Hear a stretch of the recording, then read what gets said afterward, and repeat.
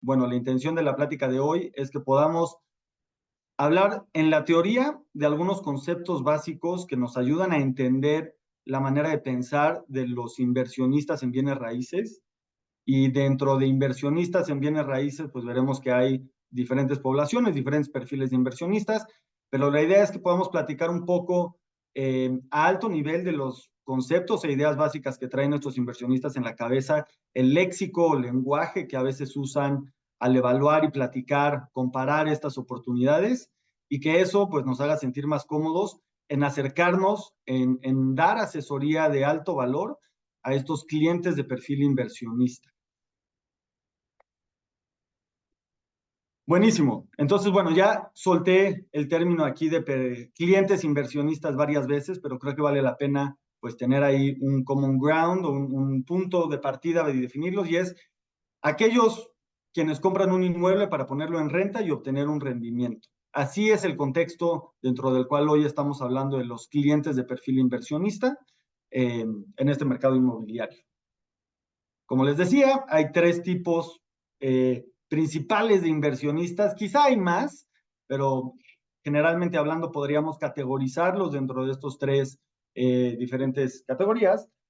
Son propietarios individuales. Hoy vamos a estar pensando y hablando un poco más de ese perfil, ¿no? Alguien que a lo mejor juntó ahorros durante algún tiempo y ahora los va a poner a trabajar en una inversión inmobiliaria, alguien que se le presentan oportunidades de preventa porque tiene amigos desarrolladores y entonces está pensando si entrarle o no, alguien que a lo mejor va a usar su crédito del Infonavit también para adquisición de un departamento que va a poner a rentar, más ese perfil y no tanto los grandes fondos de inversión y las fibras. Las fibras son fideicomisos de bienes raíces en administración y que generan ingresos básicamente. Entonces son una especie de fondo de inversión eh, que tiene un vehículo público. Entonces están estos grandes fondos de inversión también y por supuesto las desarrolladoras o las firmas que están verticalmente integradas y entonces hacen el desarrollo y comercialización de proyectos inmobiliarios, ¿no? Entonces todos ellos son sin duda inversionistas en el mercado de bienes raíces. Hoy nos vamos a estar enfocando en los propietarios individuales que están pensando en poner a trabajar pues esos ahorros o ese crédito que tienen ahí disponible de su banco. Es importante sí hacer aquí la distinción o la nota de que todos ellos tienen objetivos y necesidades diferentes, ¿no? Y que nos tendremos que ir adaptando a cada uno. Veo por ahí que hay una pregunta, es de aquí de mi equipo, quizás es buena sugerencia. Eh, sí, les platico un poco de mí. Yo soy Diego, soy uno de los socios fundadores de Morada 1. Llevo toda la parte financiera, asuntos corporativos y de capital aquí en la empresa, trabajando de la mano de nuestro equipo también de perfilamiento en todo el tema de riesgo y manejo de la cartera. Entonces, una disculpa que no me había presentado bien. Ahora sí que me emocioné, es un tema que me encanta, entonces salté directo a hablar de él. Pero bueno, sí es importante dar ese contexto y otra vez gracias por estar aquí. Seguimos avanzando. Eh, Tipos de inmuebles, así como hay tipos de inversionistas, pues también están los inmuebles que generan ingresos en renta. Hay habitacionales, comerciales, donde podríamos encontrar oficinas o locales comerciales, y hay también de uso industrial, ¿no? Otra vez, esta simple aclaración es para decir que hoy vamos a estar hablando más de inmuebles de tipo habitacional para inversionistas que son pues propietarios de uno o dos inmuebles que ponen en renta. Y cada uno de estos tipos de inmueble o asset class, como le dicen en inglés, pues tienen sus características diferentes, ¿no? Unos son más líquidos que otros, es decir, se venden y se transaccionan más fácil. Otros tienen retornos más atractivos, pero mucho menos liquidez, requieren inversiones mucho más sustanciales, ¿no? Pensando en inmuebles industriales. Entonces, bueno, hoy en el contexto de inmuebles habitacionales. Entonces, lo primero creo que es también, pues, dejar claro que los negocios inmobiliarios se deben de poder entender, medir y comparar como cualquier otro tipo de negocio o como cualquier otra alternativa de inversión. si bien hay una percepción de que son la inversión más segura que puedes hacer, no hay nada más seguro que invertir en ladrillos, pues eso, vaya, tuvo algo de verdad en algún momento, pero la realidad del asunto es que los negocios en bienes raíces conllevan riesgos, conllevan también un retorno que hay que siempre ponderar contra ese riesgo. Entonces, pues no, mito que son libres de riesgo, no, eso no es verdad. Sí hay riesgos y hablaremos de eso. Y otro mito es que es el mejor uso de tu capital. Y como veremos más adelante, eso tampoco es siempre cierto. Esa aseveración depende mucho del momento económico que viva el país o la región en donde estés invirtiendo. Y dependerá de las tasas de interés y de referencia interbancaria. Eso define mucho también hasta dónde es atractiva una inversión inmobiliaria y hasta dónde también, pues otras opciones como cuentas de ahorro, pagarés bancarios, la bolsa, etcétera, comienzan a ser comparables, ¿no? Pues la idea es que también aquí podamos salir un poco con los elementos para tener este tipo de conversaciones y cómodamente poder evaluar una oportunidad de inversión inmobiliaria en el contexto de otras alternativas como meter tu dinero al banco. Eh, las particularidades de las inversiones inmobiliarias, sí, sí es cierto que son, eh, vaya, del tipo de inversión que menos riesgo tiene, ¿no? Quizá por detrás de las notas de crédito públicas, ¿no? Deuda de gobierno, ya sea de Estados Unidos o nacional, ahora cuentas de ahorro respaldadas por la misma institución pública también son lo que se le conoce como el retorno cero riesgo, y quizás estas son las que lideran en decir, oye, ¿cuál es donde no hay nada de riesgo? Pues ahí. Y después, quizá viene raíces, es donde encuentras el menor riesgo, porque ante un choque económico pues, muy fuerte, como hubo en el 2021 o en el 2007, cuando estás invirtiendo en un inmueble tal cual, que genera retorno, pues sí estás hasta cierto punto protegido de choques económicos versus si estuvieras directamente invertido en la bolsa o en algún instrumento similar, ¿no? Entonces, pues sí, siempre va a haber un edificio, unos tabiques, un terreno, una nave industrial que ahí estará y eso sí reduce riesgo en la inversión, pero pues, también del otro lado tiene implicaciones, ¿no? Esa parte de que tu inversión esté en tabiques, pues hace que sea de muy baja liquidez o muy difícil si tú necesitas disponer de la lana de un día a otro, difícilmente vas a poder vender el inmueble y accesar la liquidez que necesitas, ¿no? Eh, algo que es fundamental en los conceptos financieros que vamos a ver de evaluación de inmuebles, pues es que generan flujos. Aquí también todo el principio de invertir en un bien inmueble es que vas a obtener valor como inversionista, vas a obtener valor o retorno a partir de los flujos que genera el inmueble y de la apreciación que éste tenga en el tiempo, ¿no? Entonces, ya aquí es donde viene el vivir de las rentas. Pues sí, es uno de los beneficios de una inversión inmobiliaria, es que genera flujos relativamente constantes y que si es un buen inmueble te permite vivir de las rentas. Y quizá digamos, la contraparte, ya hablaba yo de baja o nula liquidez, es difícil mover inmuebles, toma mucho tiempo cerrar una transacción. Eh, algo que vemos nosotros muy seguido en Morada 1 del lado de los arrendadores es que muchas veces subestiman los costos y los riesgos de este tipo de inversiones y vienen sorpresas más adelante. Y la otra realidad es que, pues con las tasas de interés hoy al 10% en algunas cuentas de ahorro incluso, y en pagarés bancarios en 12 y CETES por ahí andarán, pues hay otras alternativas interesantes. Entonces, pues todo esto se tiene que entender al momento de asesorar a un cliente en la compra de un inmueble. Entonces, pues bueno, un poco el resumen de estos que vengo hablando es, pues toda la evaluación es precisamente entender qué tipo de retorno voy a obtener, ante qué riesgos que estoy enfrentando o que están presentes en el proyecto de inversión y poner eso sobre una balanza. Entonces, si hablamos primero del componente de retorno o de rendimiento, el lado izquierdo de esta balanza que está en pantalla, ahora sí voy a cubrir tres conceptos básicos para entender el retorno financiero de una inversión inmobiliaria. No me voy a clavar mucho en las fórmulas o la matemática detrás de ellos. En realidad no son muy complejos. Eh, Le puedes preguntar a ChatGPT que ayude con unos ejemplos y si después de esto quedan dudas, yo feliz de también quedarme un rato al final y contestar. Pero bueno, los voy a cubrir a modo que los entendamos a alto nivel y que los podamos manejar en una conversación y que podamos hacer uso de ellos de manera pragmática en la vida, sin sobrecomplicar aquí la conversación. Y bueno, estos tres conceptos son el famoso cap rate o tasa de capitalización, yield o rendimiento de una inversión y la tasa interna de retorno o IIR por sus siglas en inglés. El primero, cap rate, que es la tasa de capitalización. Es una forma de entender el valor de un inmueble con base en sus ingresos.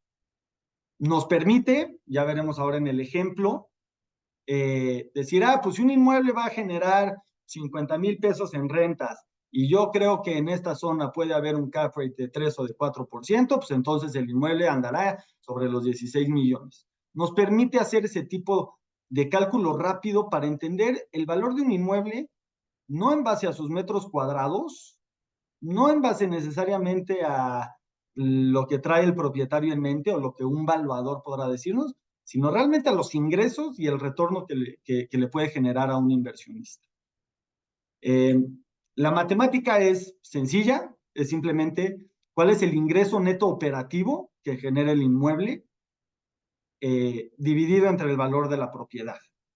Y dentro del ingreso neto operativo, esto es algo que a veces se deja de lado en los análisis que haces en una servilleta, se olvidan incluir los costos operativos, ¿no? Al momento que tú compras un departamento y lo vas a poner en renta, pues tienes que tener en mente que habrá costos de mantenimiento, habrá fees de corretaje inmobiliario o de asesoría inmobiliaria que tendrás que cubrir cada 2 años que cambias de inquilino, tendrás meses o semanas de desocupación, tendrás a lo mejor, si eres alguien que compra seguro de daños y etcétera, tener que cubrir ese tipo de costos. Entonces, eso debe de contemplarse al momento de decir, oye, esto va a ser una inversión atractiva o no. Y entonces, bueno, el ingreso neto operativo, que es neto de esos costos sobre el valor de la propiedad, nos da el cap rate. Ahora, voy a hacer, es un ejemplo matemático muy sencillo. Otra vez no vamos a entrar a muchísimo detalle. Después, feliz las dudas. Pero entonces, si un inmueble renta en 25,000 pesos al mes y lo vas a tener ocupado pues el 95% del tiempo porque se te desocupa un mes cada 2 años, ¿no? Más o menos. Entonces tienes un ingreso anualizado de 285,000 pesos. A eso hay que restarle los costos operativos de ese inmueble. Si tienes 7,000 pesos al año de mantenimientos que hacer, no sé, el calentador o algún piso, lo que sea, los fees o costos de corretaje, de administración para el manejo de ese inmueble, y si tuvieras otros seguros y demás, te queda el ingreso neto operativo, y si esa propiedad, digamos que te la vendieron en 6,400,000 pesos, o sea, la compraste en 6,400,000 pesos, pues compraste a un cap rate de 4%. Si ese mismo departamento que compraste a un cap rate de 4% a 6,400,000 pesos, el día de mañana tú te volteas, porque quizá lo compraste en preventa a 6,400,000 pesos. Y en el momento que te lo entregan, pues ese departamento genera los mismos 25,000 pesos de renta y tiene los mismos costos operativos, pero tú lo vendes, ¿no? A una plusvalía, a un precio mayor, digamos que lo vendes a 8 millones. Entonces vendiste a un cap rate de 3,21%. Y eso es bueno. O sea, en resumen, digamos, los inversionistas quieren comprar a cap rates altos, es decir, la propiedad va a generar un porcentaje alto de ingresos vis a vis su valor, y quiero vender a un cap rate comprimido o más bajo, es decir, más valor a la propiedad en relación a los ingresos que genera. Y entonces, pues bueno, eso es digamos como que un principio para entender esta conversación de cap rates. Y el ejemplo práctico que les ponía hace rato de cómo realmente a mí en la vida me ayuda este concepto en el día a día, es más así. Es decir, oye, pues aquí hay un inmueble que renta en 55,000 pesos. Si yo me creo que en esa zona de la ciudad hay un cap rate de 3.5%, pues entonces pues yo estaré dispuesto a pagar por ese inmueble 16.971.000 pesos. Ahora, para poder hacer este tipo de matemática o este tipo de cálculo rápido del valor del inmueble, pues hay que entender que cap rate tiene sentido. Y eso, pues quizá ya es tema de una conversación también extensa. También nos podrán a lo mejor Fernando y Sergio platicar cómo están viendo cap rates en diferentes zonas de la ciudad. Pero, pues para que se den una idea, en la Ciudad de México los cap rates van de 3% en zonas como Polanco y hasta 7% en zonas como la Doctores o la Náhuac. ¿Eso qué quiere decir? Que en la Doctores los inmuebles generan una mayor cantidad de ingresos respecto a su valor que en Polanco, ¿no? Y entonces esto hace, pues, que pues tú como comprador, inversionista, que estás evaluando qué tan atractiva es la oportunidad, pues estarás buscando en zonas y que idealmente tengan cap rates más atractivos o más altos como comprador.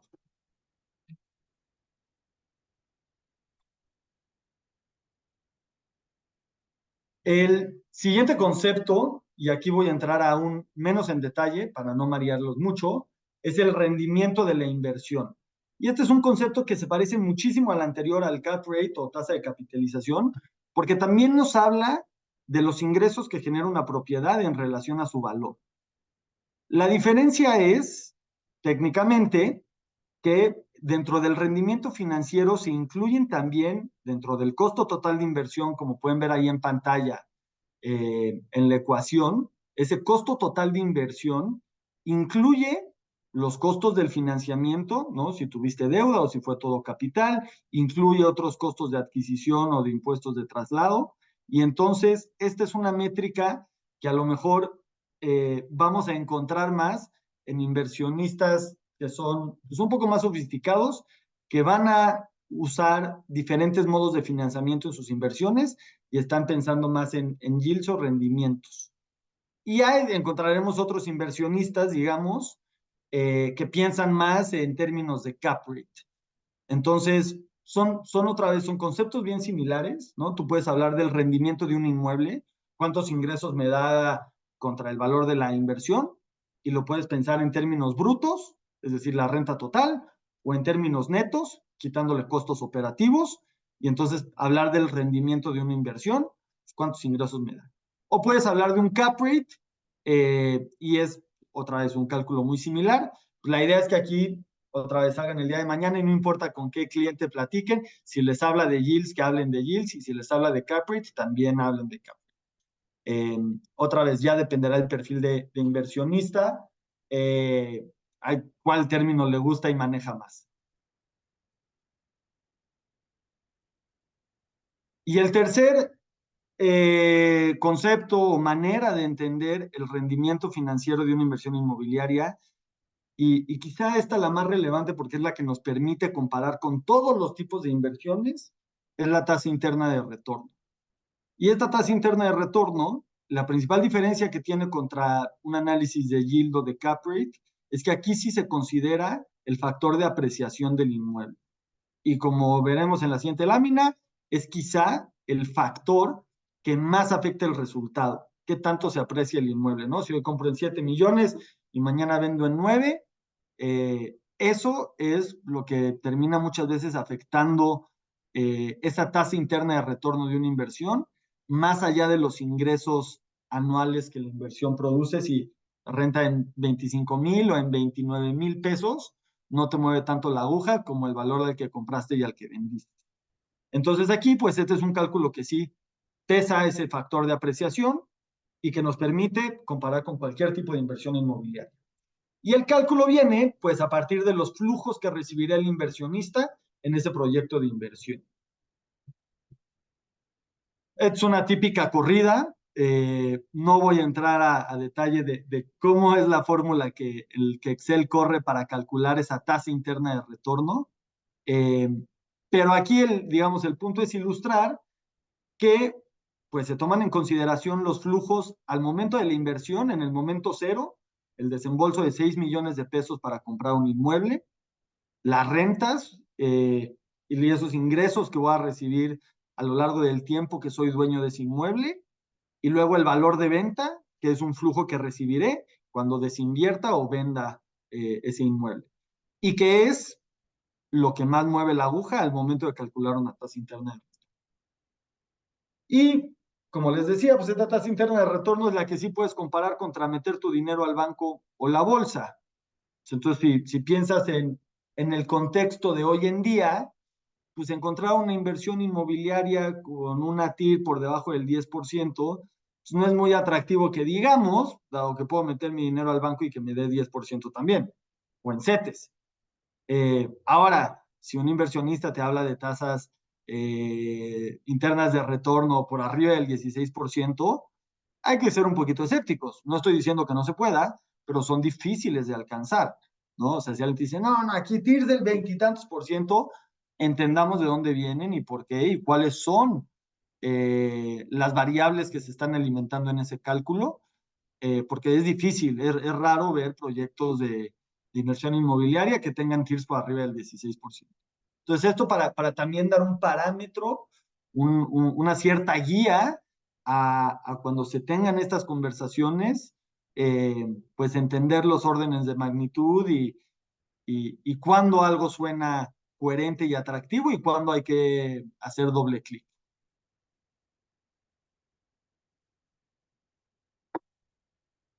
Bueno, con eso cubrimos los tres conceptos principales para entender la parte del rendimiento en la balanza de una evaluación de inversión inmobiliaria. Y lo que está del otro lado, pues ya bien dicho, son los riesgos. Y esto es algo que también como asesores inmobiliarios, pues es importante que tengamos presentes, que entendamos y que nos sintamos cómodos hablando de eso con los clientes, ¿no? Para que realmente, pues nuestra asesoría lleve al cliente a la mejor decisión y no vengan malas experiencias hacia adelante. Pero bueno, el típico es riesgo de desarrollo, ¿no? Y esto aplica más en preventas o si te invitan a participar de socio de un proyecto, pues es natural, ¿no? Vaya, el desarrollar inmuebles tiene riesgo de que te clausuren la obra porque se murió un albañil que se cayó y no tenía el arnés, o de que no saliera el permiso porque hay tremenda burocracia hoy en día con la administración, o porque hubo sobrecostos inesperados y entonces el proyecto cambió y entonces iba a haber un gimnasio que ya no hay. Vaya, eso es cuando esto también aplica más para quienes son los desarrolladores, son quienes asumen este riesgo normalmente y quienes son sus socios de capital en ese momento. Cuando tú estás comprando un departamento terminado o de un desarrollador de confianza, no estás expuesto a esto. Esto sobre todo aplica, cuando hablamos de riesgo de desarrollo, esto aplica muchísimo para cuando vas a comprar a un desarrollador que no conoces, que nadie te puede dar una referencia de ellos. Ahí es donde hay que tener presente y hacer doble clic, porque hay estos riesgos, ¿no? Y seguramente habrá muchas historias allá afuera entre ustedes, pues de desarrolladores, no quiero decir patito, pero quizá menos expertos que sí enfrentan dificultades en desarrollo y eso es muy detrimental a los retornos de una inversión. Por eso, también aquí invitamos a Sergio y a Fernando para que nos platiquen un poco de cómo ellos hacen sus desarrollos y es importante eso, ¿no? Saber muy bien con quién estás haciendo estos negocios inmobiliarios como medio de mitigación de ese riesgo. Lo siguiente es tus ingresos caídos. Una vez que tienes tu inmueble trabajando, pueden suceder cosas en el camino que detengan el flujo de dinero. Esto es algo, la verdad, que nosotros pues vivimos en Morada 1. A veces hay inquilinos que dejan de pagar y que puede tomar un par de semanas recuperar su atraso y entonces nos sale el propietario y nos dice, no, es que yo dependo de esa renta para vivir. Bueno, pues lo entiendo que esa es la situación de muchos arrendadores, pero la pérdida de ingresos es un riesgo natural e inherente en cualquier inversión inmobiliaria por N número de razones, ¿no?